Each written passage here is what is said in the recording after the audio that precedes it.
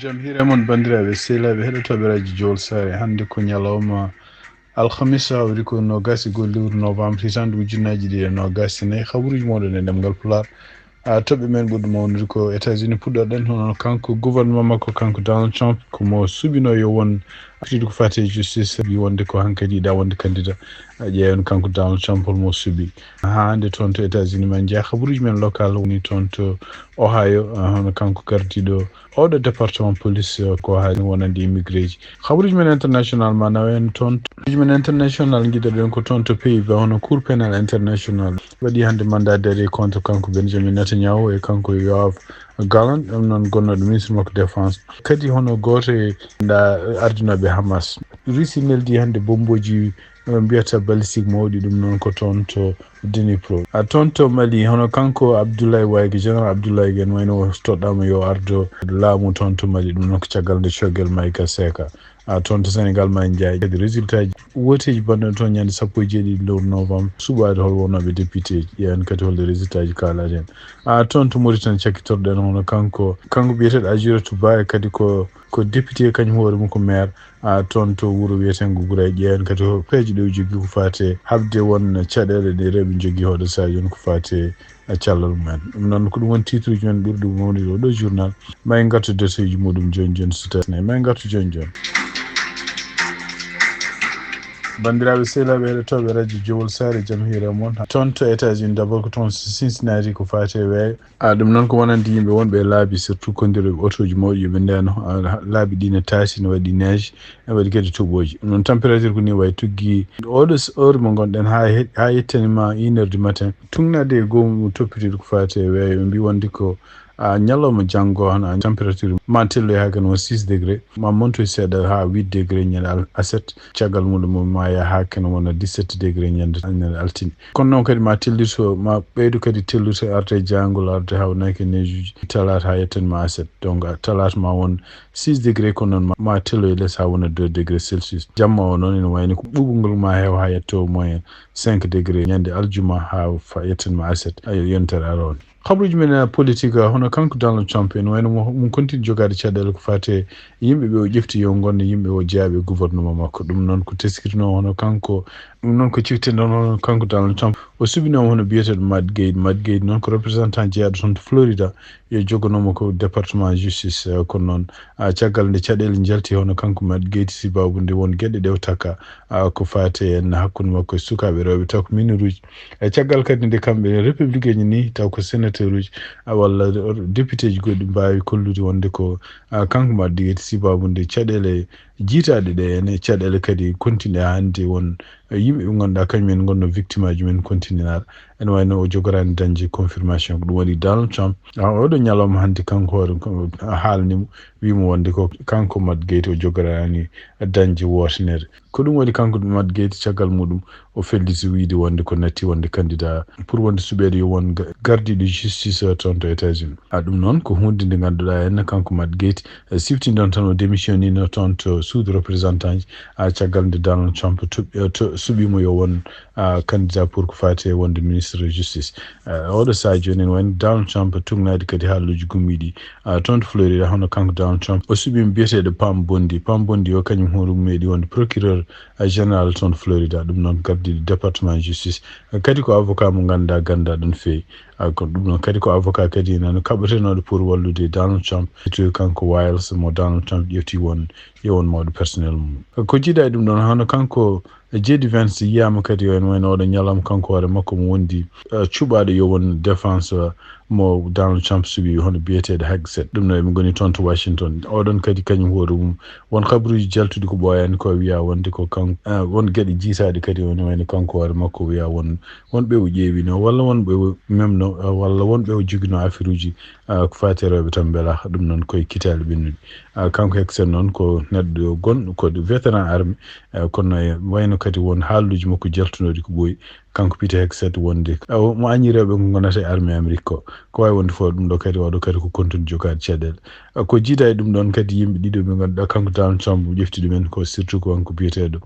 Tusla Gabbard e kanko biyeteɗo kadi Robert Kennedy ɓen continue kamɓe koye mabɓe jogade caɗele surtout toon to républicain ji wiide wonde ko yimɓeɓe ɗaminaki ɓe ɗo ene kañum hoore minen mbawi dañde confirmation hande ko jiida ha hande toon to États-Unis hono kamɓe démocrate en walla haalluji nen kaale hono kamɓe démocrate en ɓe goni koye ƴeewde oɗo saha joni hono goto e juge ji cour suprême taw ko démocrate en belle ne wawa démissionde hono kanko biyeteɗo juge Sonia Sotomayor jaaro duuɓi 60 oɗo saha joni joguiɗo probléme cellal kadi mo kanko Barack Obama adduno toon to cour suprême ene wayno ko kamɓe démocrate ɓe goni koye ƴeewde tugnade tan e haalluji kalteɗe ɓe goni koye ƴeewde beele kanko oɗo juge mo démissionna beele Biden ne mbawa ƴeftude juge ɓurɗo famɗude duuɓi haade muɗum yaade kanko Donald Trump hawnay komo jogui chance kadi nomde yimɓe woɗɓe so tawi ƴeewama joni hono kanko Clarence Thomas nomnoma ko George Bush mawɗo e hitande 1991 o yaara hande ko duuɓi jeeɗiɗi hawnaki mo démission e laamu Donald Trump en ɗaminaki kadi hono Samuel Alito kañum hoore mum nomaɗo garɗo toon to cour suprême e hitande 2006 taw ko George Bush tokos nomno ɗum jaaro duuɓi jeeɗiɗi hawnaki kañum hoore mum ma démission bawɗo rewde hen ene wayno ko hawnaki hono kanko John Robert o yaara ko duuɓi jeeɗiɗi kanko hoore makko suka seeɗa kono noon so tawi woodi ko heɓtima ɗum noon e laamu Donald Trump hawnaki Donald Trump ma waw nomde goɗɗon donc wawi wonde fof ene wayno ko jiida e ɗum hono kamɓe démocrate en ɓene continue profite occasion tawto kamɓe ɓuuri jogade keweki joni oɗo saha joni toon to Sénat nomde juge uji kewɗi taw ko juge uji ko ɓuuri hen e hewde ko yimɓe wonoɓe tribunal uji fédéral uji habaruji men États-Unis cakkitoɗen ko toon to Cincinnati hono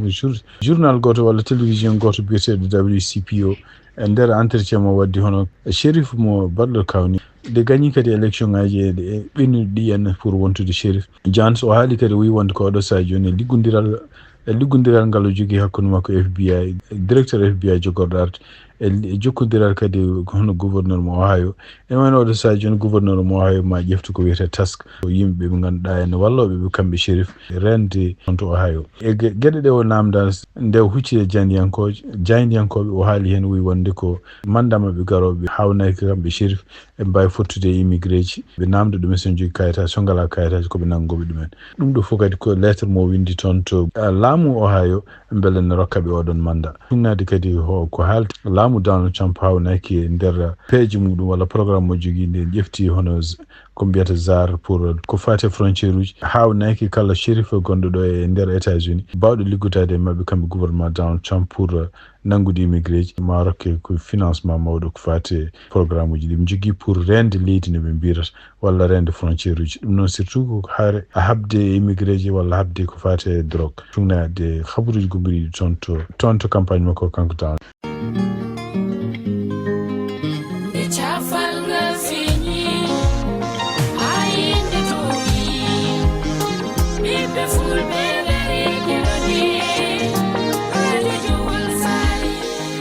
habaruji men international guiɗoɗen ko toon to laahe ɗum noon ko Pays-Bas ono cour pénal international ɗum noon ko suudu ñawore départinde e Nations Unies en wayno ɓe ƴefti décision hande ɓe wiide wonde koɓe mbaɗa mandat d'arrêt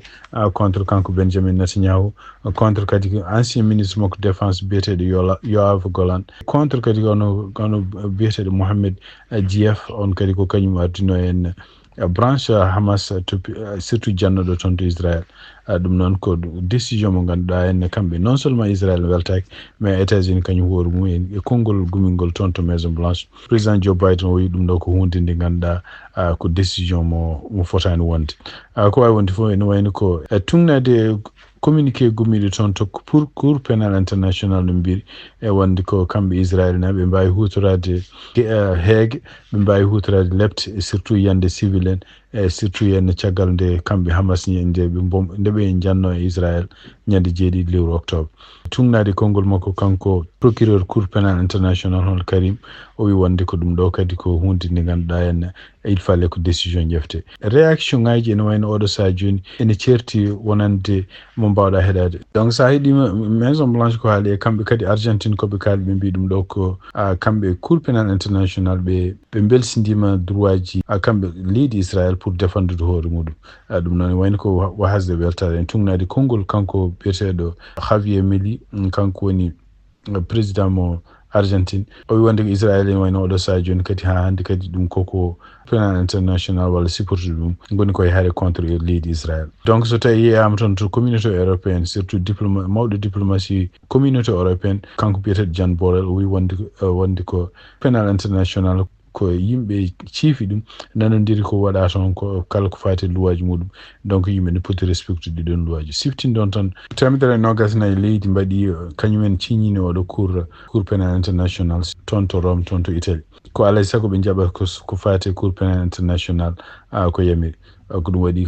kanko président Vladimir kañum hoore mum jogui ɗum mandat de contre muɗum oɗo saha joni pour haare muɗum hakkude muɗum e Ukraine kañum hoore mum yehino toon to Mongolie e lewru septembre ɓennuɗo kono noon meeɗani jogade fayre pour ma nangue toon ɗum ɗo fof ko firti wonde ko gueɗe ɗe ganduɗa henna kamɓe pour cour pénal international ɗe jogui oɗo saha joni ko won leyɗele mbawa ene wayno ɗoftaki kala ko fati hen ñawoje ɗeɓe mbaɗi surtout hen ko wayno mandat d'arrêt ɗum noon firti tan wonde ko kanko Benjamin Netanyahu o ala ɓe ngala kullol oɗo saha joni e kanko kadi réaction makko mo waɗi wi wonde ko ɗum ɗo faynotamo ɗum ɗo kadi dartinta gueɗe ɗeɓe mbaɗata oɗo saha joni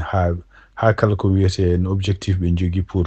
haare mabɓe contre e wiide makko terroriste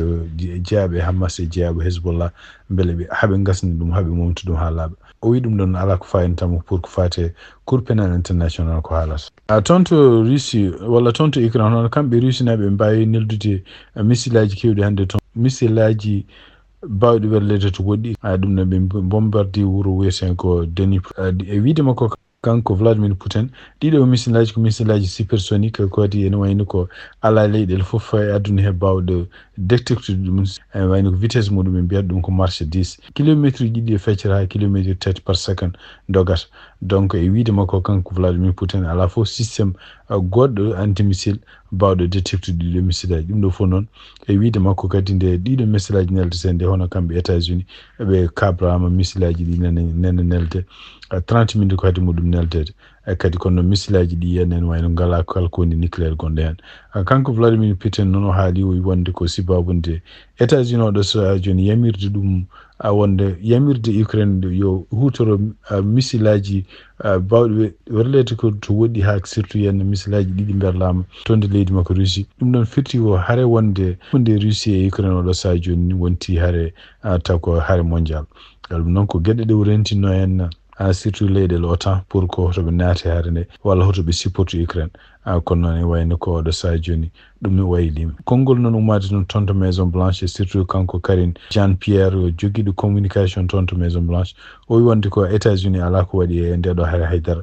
kono e wayno ko kanko Putin waɗi haare ndeɗo haare international caggal nde o jaɓi kanko hoore makko addude militaire uji jeeyaɓe Corée du Nord ene kaɓe toon to leydi makko ene kaɓa e Ukraine naɓe toon to Mali hono kamɓe gouvernement militaire gonɗo donc ɓe mbawi arde hannde oɗo ñalawma kadi ɗum noon e télévision national ɗum noon ko décret présidentiel ari wonde ko kanko biyeteɗo général Abdoulaye Maïga ene wawi o suɓama yo won premier ministre toon to leydi Mali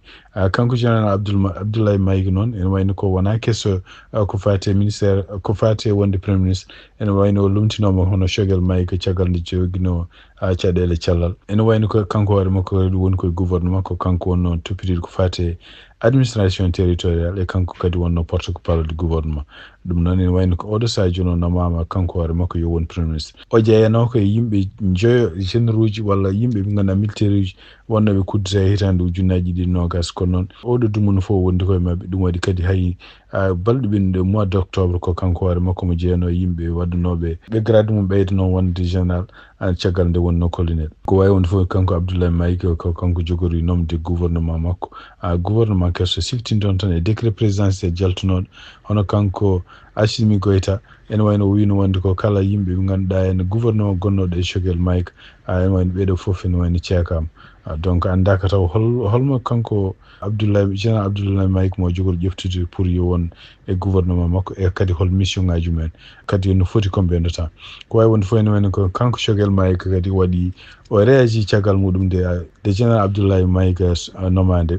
ene wayno e wiide makko wonde ko hayso ndo haalani inde général Abdoulaye Maïga on kadi ko neɗɗo ballude partiji kewɗi cosa tawɗi ɗon parti kadi wiide makko ko partiji sécurité agent sécurité contre makko kanko jogal maygue contre kadi militaire uji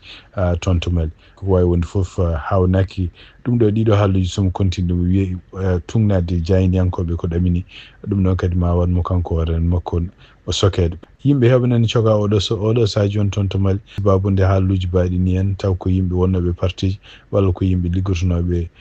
laamu toon to Sénégal e tungnade kadi résultat ji jaltuɗe hannde télévision hono kamɓe parti Pastef ɓe keeɓi oɗo sa joni kene wona temedere e capanɗe tati jonde assemblée mabɓe national siftinde tan assemblée national toon Sénégal waɗi ko jonde temedere capanɗe jeegom e joyyi ɗum noon e wayno ko parti mo Macky Sall donc parti Macky Sall kañum hoɗum mbiyete takku wallu heeɓi hen 16 jonde hono kanko Amadou Ba noon parti makko heeɓi hen jonde jeeɗiɗi hono coalition mo kanko Barthélémy ardi Barthélémy maire de Dakar heeɓi jonde tati ko wawi on fof ene wayno ko kanko parti Pastef ɓe mbaɗi noddanko pour yoɓe jooɗo ko yacimel mum eɓe mbawa ƴeftude peeje no ɓe gardoto assemblée mabɓe national donc ene wayno ko rimruji nene jalta oɗo sa joni wonande est ce que kanko Ousmane Sonko jogori wonde gardiɗo assemblée national walla ko neɗɗo goɗɗo ƴefta ko wawi wonde foof ɗum ɗo kadi ko hunde heesere toon to Sénégal wonande d' abord hono kanko Macky Sall est ce que mo wawi artude wonta député tan caggal nde wonno président walla kanko Ousmane Sonko mo wawi wontude gardiɗo assemblée national tawde ko kanko woni vice président walla kanko woni premier ministre ɗum ɗo kadi ko hunde nde ganduɗa hen hawnaki ko modèle États-Unis ko kanko woni vice président mo États-Unis kañum woni toujours mawɗo congrès président kadi mo États-Unis so welama ne wawi artude wonta député ɗum wonande kadi yimɓe namdotoɓe ɗiɗo namdotoɓe sawi gueɗe baɗe ni ene mbawi wonde ɗum noon ko modèle mo goɗɗo toon to États-Unis cakkitirɗen habaruji men ko fate cellal ɗum noon ko fate kadi enquête hono kanko biyeteɗo Adjiratou Ba ɗum noon ko député kadi ko maire gonɗo toon to wuuro wiyetengo Gouray ɗum noon ko toon to guiɗi makko e wano oɗo sa o teskitama no fewi wonde ko kanko Adjiratou Diallo duuɓi 52 wonde won liggueyaji ɗi waɗata oɗo sa joni pour wawde habde kala ko wiyete ne duhugol rewɓe ɗum noon ko gueɗe ɗe ganduɗa baddeteɗe no fewi toon to guiɗi makko e ɗum noon continue liggudade organisation ngaji noon gouvernemental kewɗi biyete INFEPA e UNICEF pour wawde ƴewde peeje ɗe ganduɗa baddeteɗe beele ɗum ɗon ene itte ko jiida e ɗum ɗon kanko hoore makko mo continue kadi liggudade yimɓe haralleɓe wonɓe laamu ɗum noon ko local e nder kadi ha to leydi Mauritanie fof no wurno pour wawde ƴewde d' abord hebloji baddeteɗi hono ɗeɗo gueɗe baddeteɗe toujours ko hate tunude sukaɓe rewɓe tawde woni yimɓe maayoɓe hen e kadi ittude ɗum ɗon e surtout famde kadi holko woni sababuji muɗum ko wawi wonde fof ene wayno ko kanko Adjiratou Ba oɗo sa joni e nder ko weltare makko caggal kadi nde hebloji kewɗi mbaɗa caggal kadi nde dente kewɗe mbaɗa e kadi laamu fuɗɗitinde ɗum surtout kadi organisation ngaji international puɗɗi notade noddali makko pour walludemo o wi wonde ɗum ɗo joni ko haare ko joni fuɗɗi kono noon ɗum ɗo so tawi e ɗum ɗo kadi e wiide makko hawnaki ma yettoyo nokkuji ɗi ganduɗa beele ɗeɗo gueɗe ne nata ɗum ɗo fof kadi e wiide makko ko wawde rende suka cukalon ndewon wawde wallude kadi ko fate en avenir moƴƴo wonande communauté o fof bandiraɓe sehlaɓe heɗotoɓe radio Jiwo Sall ko ɗi kabaruji min jogon noon hannde ɗemgal Pulaar ko musidɗo mon Amadou Touré haaldata e moon en mbaali jaam ha janggo kadi so Allah jaaɓi on jarama.